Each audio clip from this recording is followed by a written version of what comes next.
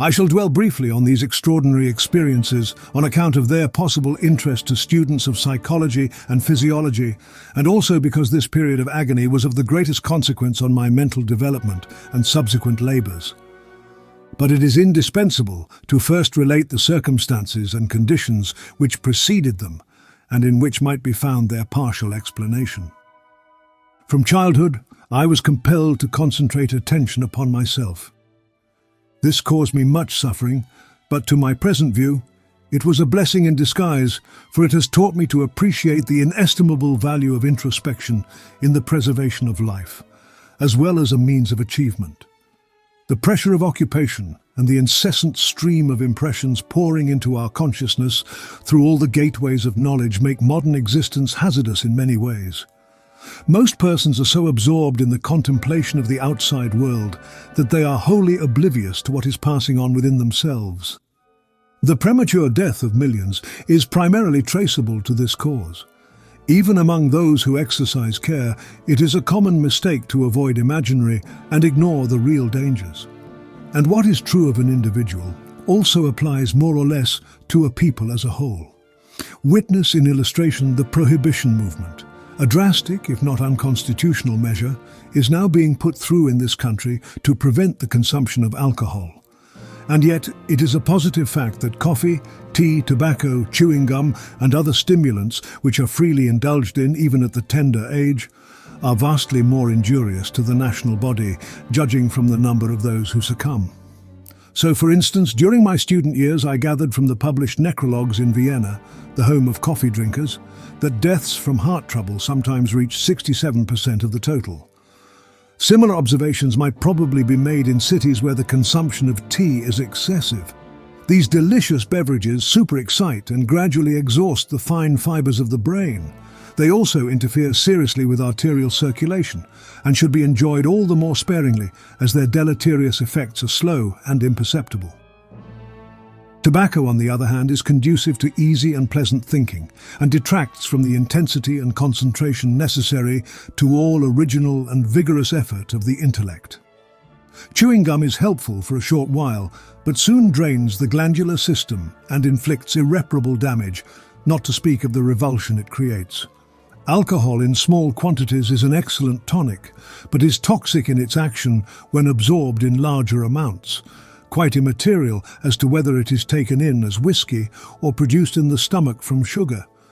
But it should not be overlooked that all these are great eliminators, assisting nature as they do in upholding her stern but just law of the survival of the fittest. Eager reformers should also be mindful of the eternal perversity of mankind, which makes the indifferent laissez-faire by far preferable to enforced restraint. The truth about this is that we need stimulants to do our best work under present living conditions, and that we must exercise moderation and control our appetites and inclinations in every direction. That is what I've been doing for many years, in this way maintaining myself young in body and mind. Abstinence was not always to my liking, but I find ample reward in the agreeable experiences I am now making.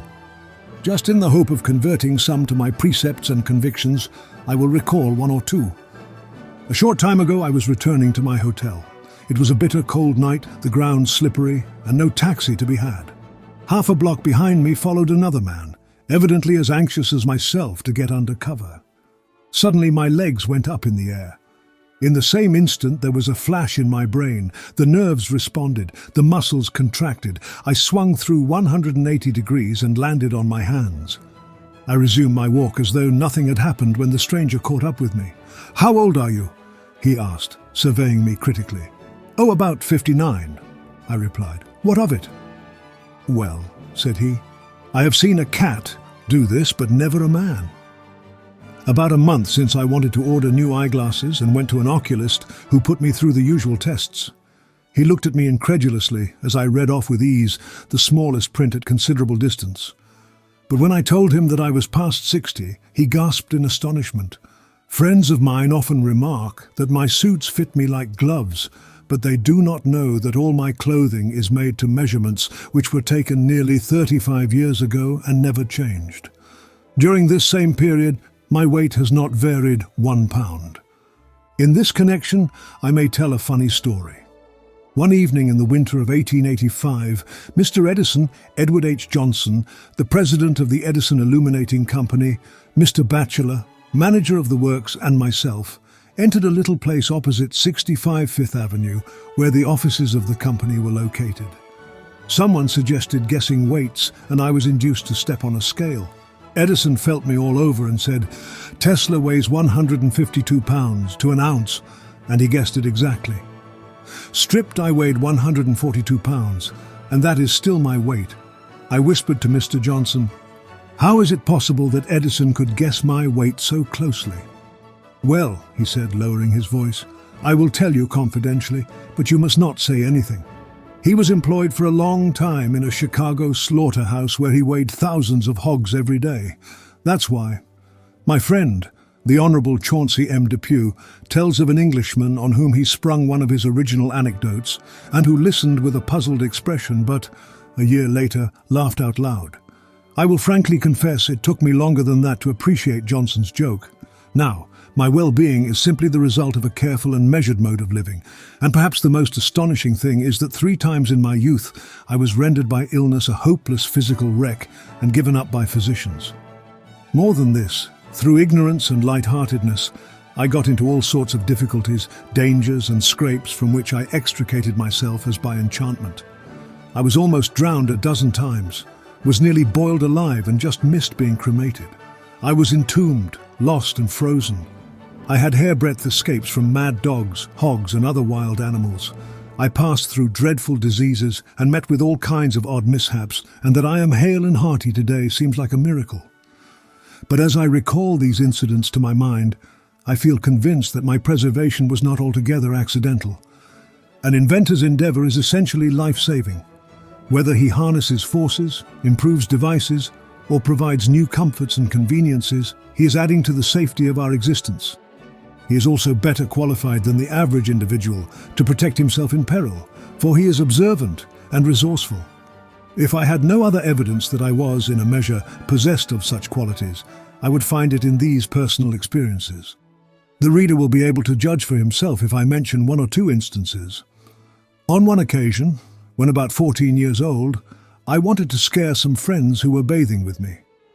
My plan was to dive under a long floating structure and slip out quietly at the other end. Swimming and diving came to me as naturally as to a duck, and I was confident that I could perform the feat. Accordingly, I plunged into the water and, when out of view, turned around and proceeded rapidly towards the opposite side. Thinking that I was safely beyond the structure, I rose to the surface, but to my dismay struck a beam. Of course, I quickly dived and forged ahead with rapid strokes until my breath was beginning to give out. Rising for the second time, my head came again in contact with a beam. Now I was becoming desperate. However, summoning all my energy, I made a third frantic attempt, but the result was the same. The torture of suppressed breathing was getting unendurable. My brain was reeling and I felt myself sinking. At that moment, when my situation seemed absolutely hopeless, I experienced one of those flashes of light, and the structure above me appeared before my vision.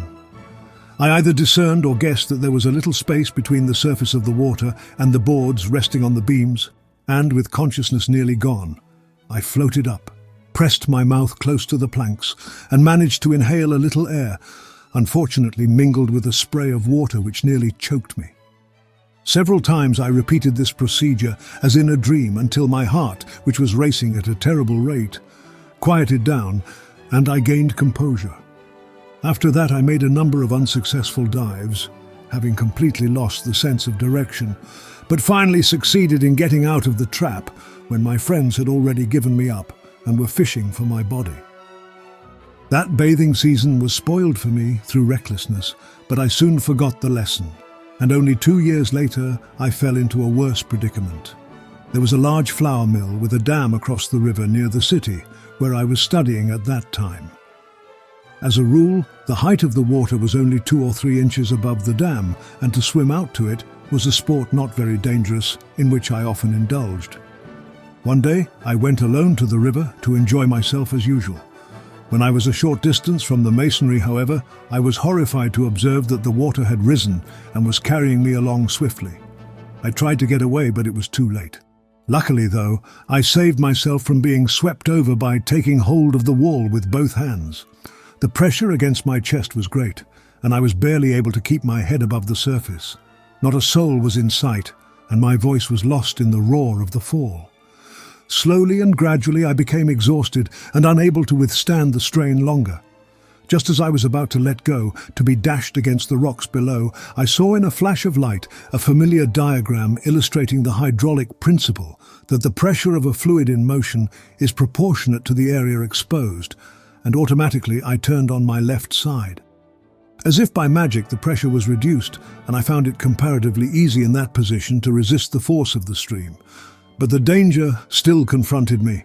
I knew that sooner or later I would be carried down, as it was not possible for any help to reach me in time, even if I attracted attention. I am ambidextrous now, but then I was left-handed and had comparatively little strength in my right arm. For this reason, I did not dare to turn on the other side to rest, and nothing remained but to slowly push my body along the dam. I had to get away from the mill towards which my face was turned, as the current there was much swifter and deeper. It was a long and painful ordeal, and I came near to failing at its very end, for I was confronted with a depression in the masonry. I managed to get over with the last ounce of my force and fell in a swoon when I reached the bank, where I was found. I had torn virtually all the skin from my left side, and it took several weeks before the fever subsided, and I was well. These are only two of many instances, but they may be sufficient to show that had it not been for the inventor's instinct, I would not have lived to tell this tale. Interested people have often asked me how and when I began to invent. This I can only answer from my present recollection, in the light of which the first attempt I recall was rather ambitious, for it involved the invention of an apparatus and a method. In the former I was anticipated, but the latter was original. It happened in this way. One of my playmates had come into the possession of a hook and fishing tackle, which created quite an excitement in the village, and the next morning all started out to catch frogs. I was left alone and deserted, owing to a quarrel with this boy. I had never seen a real hook and pictured it as something wonderful, endowed with peculiar qualities, and was despairing not to be one of the party. Urged by necessity, I somehow got hold of a piece of soft iron wire, hammered the end to a sharp point between two stones, bent it into shape, and fastened it to a strong string. I then cut a rod, gathered some bait, and went down to the brook where there were frogs in abundance. But I could not catch any, and was almost discouraged when it occurred to me to dangle the empty hook in front of a frog sitting on a stump. At first he collapsed, but by and by his eyes bulged out and became bloodshot. He swelled to twice his normal size and made a vicious snap at the hook. Immediately I pulled him up. I tried the same thing again and again, and the method proved infallible. When my comrades, who in spite of their fine outfit had caught nothing, came to me, they were green with envy. For a long time I kept my secret and enjoyed the monopoly, but finally yielded to the spirit of Christmas. Every boy could then do the same, and the following summer brought disaster to the frogs. In my next attempt, I seem to have acted under the first instinctive impulse which later dominated me, to harness the energies of nature to the service of man. I did this through the medium of maybugs, or June bugs as they are called in America, which were a veritable pest in that country and sometimes broke the branches of trees by the sheer weight of their bodies. The bushes were black with them. I would attach as many as 4 of them to a crosspiece, rotably arranged on a thin spindle, and transmit the motion of the same to a large disc, and so derive considerable power. These creatures were remarkably efficient, for once they were started, they had no sense to stop and continued whirling for hours and hours, and the hotter it was, the harder they worked. All went well until a strange boy came to the place. He was the son of a retired officer in the Austrian army. That urchin ate maybugs alive and enjoyed them as though they were the finest Blue Point oysters. That disgusting sight terminated my endeavors in this promising field, and I have never since been able to touch a maybug or any other insect for that matter. After that, I believe, I undertook to take apart and assemble the clocks of my grandfather. In the former operation I was always successful, but often failed in the latter, so it came that he brought my work to a sudden halt in a manner not too delicate, and it took 30 years before I tackled another clockwork again. Shortly thereafter, I went into the manufacture of a kind of pop gun, which comprised a hollow tube, a piston, and 2 plugs of hemp. When firing the gun, the piston was pressed against the stomach and the tube was pushed back quickly with both hands. The air between the plugs was compressed and raised to a high temperature, and one of them was expelled with a loud report. The art consisted in selecting a tube of the proper taper from the hollow stalks. I did very well with that gun, but my activities interfered with the window panes in our house and met with painful discouragement. If I remember rightly, I then took to carving swords from pieces of furniture which I could conveniently obtain. At that time I was under the sway of the Serbian national poetry and full of admiration for the feats of the heroes.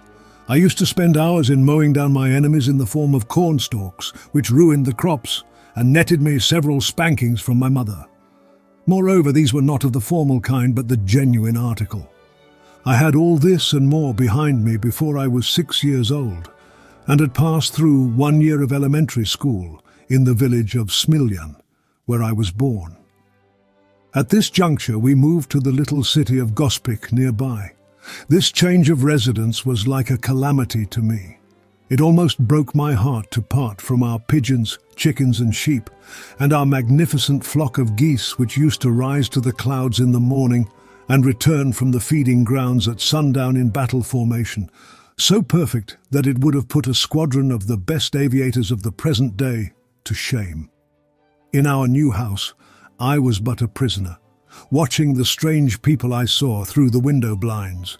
My bashfulness was such that I would rather have faced a roaring lion than one of the city dudes who strolled about. But my hardest trial came on Sunday, when I had to dress up and attend the service.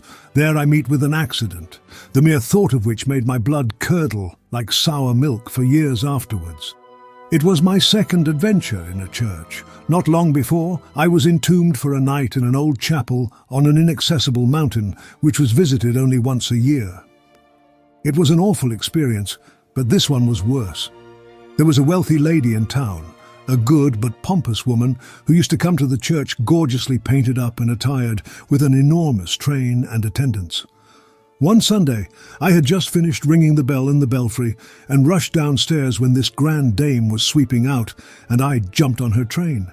It tore off with a ripping noise which sounded like a salvo of musketry fired by raw recruits. My father was livid with rage. He gave me a gentle slap on the cheek, the only corporal punishment he ever administered to me, but I almost feel it now. The embarrassment and confusion that followed are indescribable. I was practically ostracized until something else happened which redeemed me in the estimation of the community. An enterprising young merchant had organized a fire department. A new fire engine was purchased, uniforms provided, and the men drilled for service and parade. The engine was, in reality, a pump to be worked by 16 men and was beautifully painted red and black. One afternoon, the official trial was prepared for, and the machine was transported to the river. The entire population turned out to witness the great spectacle. When all the speeches and ceremonies were concluded, the command was given to pump, but not a drop of water came from the nozzle. The professors and experts tried in vain to locate the trouble. The fizzle was complete when I arrived at the scene. My knowledge of the mechanism was nil, and I knew next to nothing of air pressure, but instinctively I felt for the suction hose in the water and found that it had collapsed. When I waded in the river and opened it up, the water rushed forth and not a few Sunday clothes were spoiled. Archimedes running naked through the streets of Syracuse and shouting Eureka at the top of his voice did not make a greater impression than myself. I was carried on the shoulders and was the hero of the day. Upon settling in the city, I began a 4-year course in the so-called normal school, preparatory to my studies at the college or real gymnasium. During this period, my boyish efforts and exploits, as well as troubles, continued. Among other things, I attained the unique distinction of champion crowcatcher in the country. My method of procedure was extremely simple. I would go in the forest, hide in the bushes, and imitate the call of the bird. Usually I would get several answers, and in a short while a crow would flutter down into the shrubbery near me. After that, all I needed to do was to throw a piece of cardboard to distract its attention, jump up and grab it before it could extricate itself from the undergrowth. In this way, I would capture as many as I desired. But on one occasion, something occurred which made me respect them. I had caught a fine pair of birds and was returning home with a friend.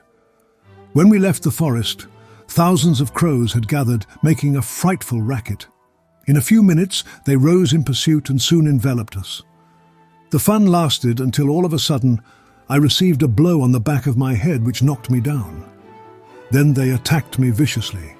I was compelled to release the two birds and was glad to join my friend who had taken refuge in a cave. In the schoolroom there were a few mechanical models which interested me and turned my attention to water turbines. I constructed many of these and found great pleasure in operating them. How extraordinary was my life an incident may illustrate. My uncle had no use for this kind of pastime and more than once rebuked me. I was fascinated by a description of Niagara Falls I had perused and pictured in my imagination a big wheel run by the falls. I told my uncle that I would go to America and carry out this scheme. 30 years later, I saw my ideas carried out at Niagara and marveled at the unfathomable mystery of the mind. I made all kinds of other contrivances and contraptions, but among these, the arbalists I produced were the best. My arrows, when shot, disappeared from sight and at close range traversed a plank of pine 1 inch thick. Through the continuous tightening of the boughs, I developed skin on my stomach very much like that of a crocodile, and I am often wondering whether it is due to this exercise that I am able even now to digest cobblestones. Nor can I pass in silence my performances with the sling which would have enabled me to give a stunning exhibit at the Hippodrome. And now I will tell of one of my feats with this antique implement of war which will strain to the utmost the credulity of the reader. I was practicing while walking with my uncle along the river. The sun was setting, the trout were playful, and from time to time one would shoot up into the air, its glistening body sharply defined against a projecting rock beyond. Of course, any boy might have hit a fish under these propitious conditions, but I undertook a much more difficult task, and I foretold to my uncle to the minutest detail what I intended doing. I was to hurl a stone to meet the fish, press its body against the rock, and cut it in two. It was no sooner said than done. My uncle looked at me almost scared out of his wits and exclaimed, "Vade retro satana!" And it was a few days before he spoke to me again. Other records, however great, will be eclipsed, but I feel that I could peacefully rest on my laurels for 1,000 years.